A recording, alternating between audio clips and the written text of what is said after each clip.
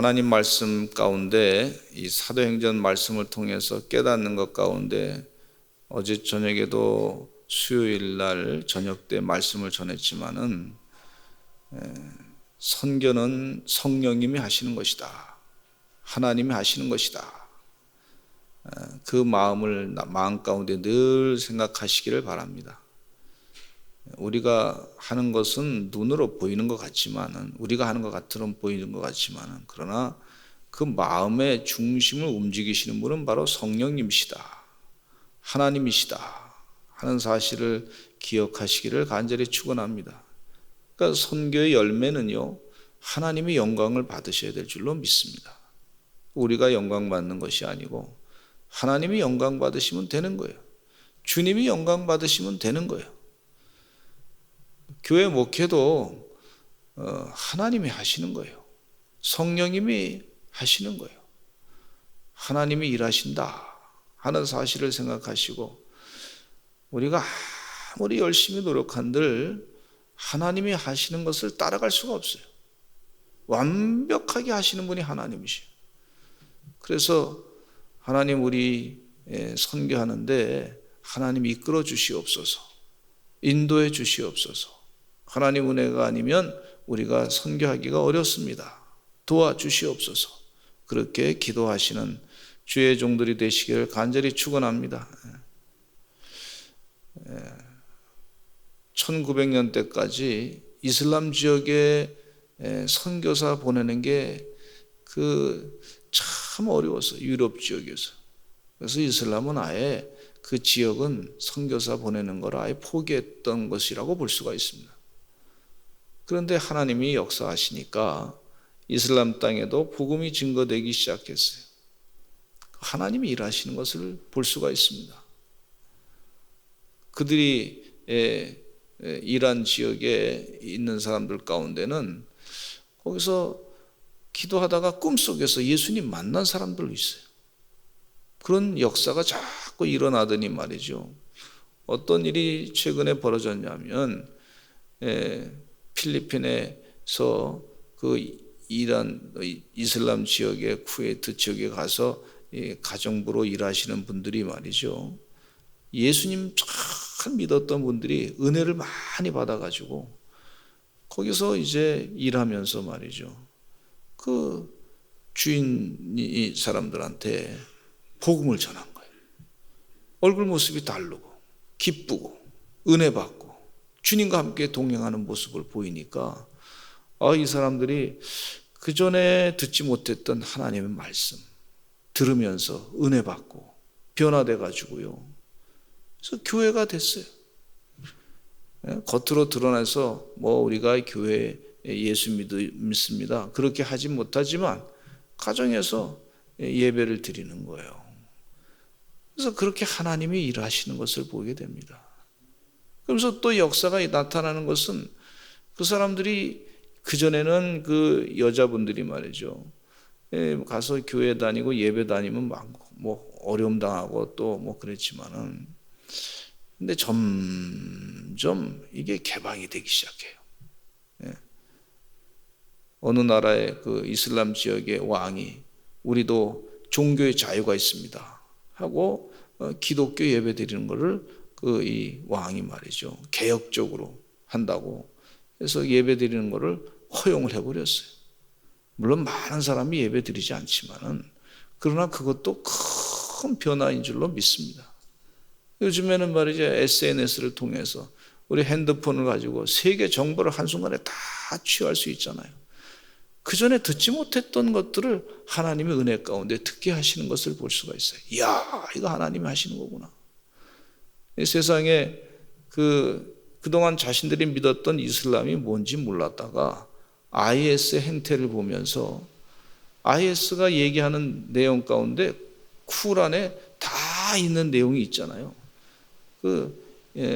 이슬람을 안 믿는 사람들은 알라가 다 죽이라 그랬다고 해서 막 그냥 죽이고 포악적인 그런 모습을 보이니까 우리가 믿는 종교가 이렇게 살인적인 종교였구나 하고 젊은 사람들이 이슬람을 많이 떠나면서 그 떠나는 사람 가운데 50% 이상은 기독교로 개종을 하는 걸 볼 수가 있어요. 근데 이 현상 가운데 제가 이 최근에 철학 사조 얘기를 쭉 공부하다 보니까 책 가운데 말이죠. 정일권 교수님이라고 하는 분이 이 사조 가운데 이 현대 사회가 철학을 많이 공부했는데, 그런데 공부를 많이 했지만은 인류의 문제를 해결 못하더라. 인류의 문제를 해결 못할 뿐만 아니라 오히려 1차 세계대전, 2차 세계대전을 일으켜가지고 사람들을 많이 죽이는, 그런데 도움이 됐던 것이 바로 이 철학 사조였구나. 회개하기 시작한 걸 볼 수가 있어요. 그래서 다시 기독교 신앙으로 변화되지 않으면 인류가 구원받을 길이 없다. 하나님의 사랑으로 바뀌어지면 안 되겠다. 이런 얘기를 철학책에서 하시는 걸 볼 수가 있어요. 왜냐하면 사람들이 안 바뀌어요. 다 죄인들인데 계속해서 자기만 잘났다고 교만한 모습으로 계속 가다 보니까 그것 때문에 전쟁이 자꾸 일어나서, 죄악 때문에 전쟁이 일어나서 심각한 질병에 빠지게 됐다고 하는 것을 이제 서서히 깨닫게 되면서 이제 이 막시즘의 종언이 왔다. 끝나게 됐다. 결국은 예수님께서 십자가에 못 박혀 돌아가시면서 희생하는, 그러면서 우리 인류의 죄를 구원하는, 죄를 사해 주시는 그런 은혜의 역사가 다시 필요하다고 하는 것을 이 철학 사조 가운데 또 깨닫게 되는 것이죠. 인류의 문제가 해결이 안 돼요. 세상의 철학 가지고서. 또 세상의 철학자들 가운데 속이고 있지만 소크라테스라든지 뭐 플라톤이라든지 이런 사람들이 어린 아이들 가지고 말이죠, 쾌락을 추구하는 그런 소아성의 모습이 있었단 말이죠.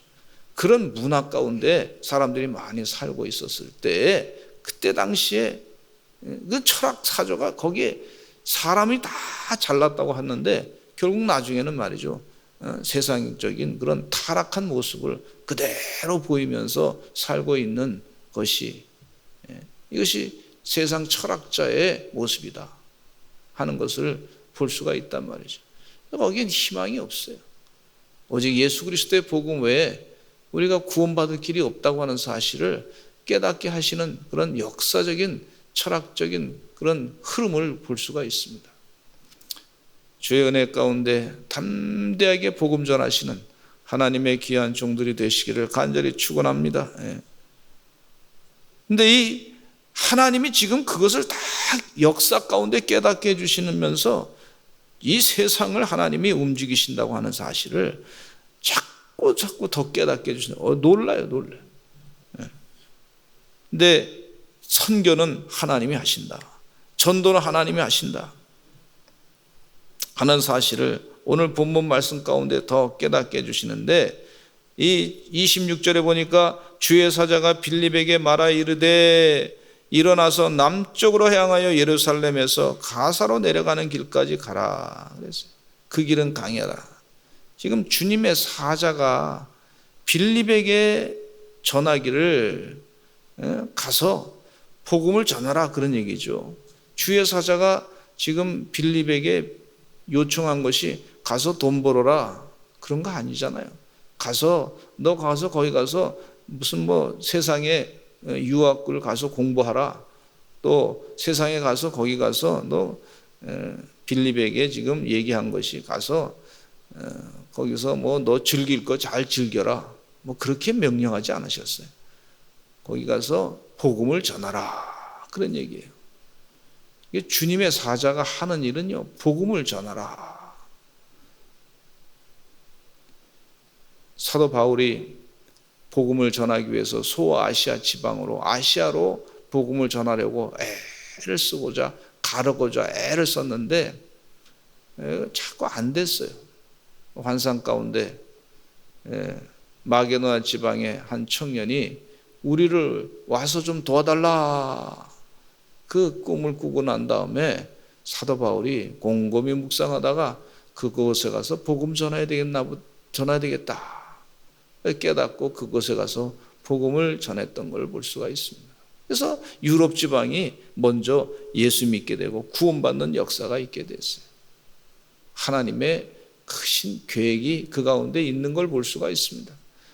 그때 당시에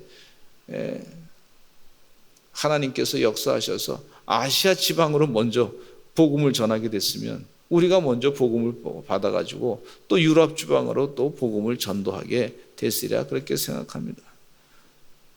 근데 여기 말씀 가운데 분명히 명령을 따라서 가는데 그 사람들이 잘 안 다니는 지역이죠. 그 길은 광야라. 사람들이 광야에 그렇게 쉽게 나가지 않잖아요. 그런데 광야에 가서 보니까 에디오피아 사람 곧 에디오피아 여왕 간닥의 모든 국고를 맡은 관리 네시가 있었어요. 그 네시가 예배하러 예루살렘에 왔다 그랬어요. 아프리카에 있는 에디오피아라고 하는 나라에 간닥의 여왕이 있었는데 그 간닥의 여왕의 국고를 맡은 네시였다 그랬어요. 지금도 이 에디오피아의 그 성지순례 가시면은요, 거기에 교회가 있는데 아주 오래된 교회가 있습니다. 지하 이 돌을 파가지고 말이죠. 그 예배 드리는 장소가 있어요. 그 왜 그런가 물어보니까 이때 벌써 이 네시라고 하는 사람이 가가지고 예수 믿고서 구원받아가지고 그곳에 가서 예수님의 복음을 잘 전하니까 수많은 사람들이 예수 믿게 됐다는 거예요. 유럽에 있는 교회보다도 더 오래전에 그 오래된 교회들이 그 유럽, 아프리카 지역에 있는 거예요. 하나님께서 벌써 씨를 뿌려놓은 것을 볼 수가 있습니다. 여기 이 네시가 어떻게 전도받게 됐는가? 예배하러 예루살렘에 왔다는 거예요. 우리가 늘 예배하러 교회 오지 않습니까? 하나님 말씀을 하나라도 더 알기 위해서, 듣기 위해서 오지 않습니까? 기도하기 위해서 오지 않습니까? 신령과 진정으로 예배 드리기 위해서, 열심을 다해서 살기 위해서 예배하러 오는 줄로 믿습니다. 그렇게 예배하러 오는 거예요. 아마 이 네시는 디아스포라 유대인이 아니었나 그렇게 볼 수가 있습니다. 옛날에 페르시아 제국에 의해서 어려움을 당했을 때 전 세계로 다 유태인들이 다 퍼지게 되지 않습니까? 바벨론 포로 생활하면서 전 세계로 유대인들이 다 퍼졌는데 그 중에 한 사람이 이제 이곳에 와서 예루살렘에 와서 예배 드린 것이다. 그렇게 볼 수가 있어요. 하나님께서 다 거기에 다 심어 놓으신 걸 볼 수가 있어요. 하나님이요, 합력하여 선을 이룬다 그랬는데 합력하여 선을 이루어서 선교의 아름다운 열매를 크게 맺게 되는 줄로 믿습니다. 주님께서 일하시는 줄로 믿습니다. 놀라운 일들이 많이 벌어지고 있어요. 돌아가는데 수레를 타고 선지자 이사야의 글을 읽게 됐어요. 성경책을 펴놓고 선지자 이사야의 글을 읽게 했는데 성경책이 옛날엔 두루마리로 해서 얼마나 큽니까? 근데 큰 성경책, 그 성경책을 펴가지고 읽고 있는데 성령님께서 29절에 보니까 성령이 빌립도로 말하기를 수레로 가까이 나가라 그랬어요. 그러니까 순종합니다. 빌립이 30절에 빌립이 달려가서 선지자 이사야의 글 읽는 것을 듣고 말하기를 읽는 것을 깨닫느냐. 빌립이 달려갔다. 순종해서 하나님 말씀을 전하는 열정을 가지고 성령 충만하니까 하나님 말씀대로 이 빌립 집사님께서 열심을 다해서 달려가가지고 그 수레에 가서 그 사람이 읽고 있는 것에 대해서 물었어요. 무엇을 읽고 있느냐 그랬더니 대답하되 지도해 주는 사람이 없으니 어찌 깨달을 수 있습니까? 그래서 나도 같이 가서 그럼 수레에 올라가서 지금 그러면 같이 당신이 읽고 있는 것에 대해서 같이 관심을 갖겠습니다. 그래서 같이 올라타서 앉게 됐어요. 근데 이사야 53장에 있는 말씀 읽는 성경 구절을 읽고 있었습니다. 그가 도살자로에게로 가는 양과 같이 끌려갔고 털 깎는 자 앞에 있는 어린 양이 조용한 것 같이 그의 입을 열지 아니하였도다. 그가 굴욕을 당했을 때 공정한 재판도 받지 못하였으니 누가 그의 세대를 말하리요. 그의 생명이 땅에서 빼앗김이로다. 그렇게 그 이사야 53장에 있는 말씀, 고난의 종에 대한 말씀을 읽고 있는데, 도대체 이 말씀의 뜻이 누가 고난을 당하시는 것 같은데 뜻이 잘 모르겠다. 그것을 빌립이 가르쳐 줍니다. 바로 그분이 예수님이십니다. 고난당하신 분이 예수 그리스도십니다. 우리의 더러운 죄를 사해 주시기 위해서 십자가에서 못 박혀 죽으신 바로 예수 그리스도십니다. 여러분, 세상의 철학은요, 죄에 대해서 얘기하지 않습니다. 죄에 대해서 얘기한 것이 없어요, 세상의 철학. 근데 인류가 자기 자신이 잘못됐다고 하는 사실을 잘 깨닫지 못합니다. 그것에 대해서 인정 안 하려고 그래요. 죄에 대해서 회개하라 그러면요, 참 아주 그것에 대해서 오히려 내가 무슨 죄가 졌냐고 오히려 죄에 대해서 잘못했다고 얘기하는 사람에 대해서 핍박하려고 그러지. 내가 왜 죄이냐? 그러면서 핍박하려고 그러지. 죄에 대해서 인정하지 않는 것을 볼 수가 있어요. 그런 모습을 보시면서 예수님께서 십자가에 못 박혀 돌아가시면서 이 인간이 죄악에 빠지니까 자기가 죄가 뭔지도 모르고 살고 있는 불쌍한 영혼, 더 많은 죄를 짓고 있는 불쌍한 영혼들, 세상에 그 좋은 철학자라고 하는 사람들이 지금 보니까 가만히 분석을 해보니까 말이죠, 소아성애를 하고서 그리고 학적으로는 뭐 대단히 머리는 많이 굴려가지고 많이 아는 것 같은데 실질 생활 가운데는 우리 주님께서 말씀하신 것, 성경 말씀에서 이건 죄다 그렇게 말씀하시고 하나님이 싫어하는 것이다, 주님이 기뻐하는 거 아니다, 그걸 얘기한 것에 대해서는 또 자기들이 입을 닫고 있는 것을 볼 수가 있어요. 너무 안타까운 현상을 볼 수가 있는데 그걸 알고 계신 예수님께서 십자가에 못 박혀 돌아가시면서 인간의 이 죄악된 죄악성에 대해서 지적을 하고 계신 것을 볼 수가 있고, 그것을 대신, 그 죄악을 대신 예수님께서 십자가에 못 박혀 죽으시면서 죄의 대가를 다 지불하고 예수 그리스도를 믿으면 그 죄에서부터 사함받게 하시고 의롭다 인쳐주시고 영생의 삶을 살게 하시고 영원한 천국의 삶, 부활체의 모습으로 삶을 살게 하시는 그 구원의 길로 인도해 주신 은혜를 이 내시가 하나님 말씀 가운데 깨닫게 된 거, 빌립 집사의 가르침에 의해서 깨우침을 받게 된 것을 볼 수가 있어요. 주의 은혜 가운데 여러분 예수 믿는 것이 큰 은혜와 축복인 줄로 믿습니다. 영생의 삶, 기쁨의 삶을 누리고 살아가는 그런 은혜. 그러니까 이 은혜 받은 이 내시가 물을 보면서 내가 세례 받기를 원합니다. 그랬어요.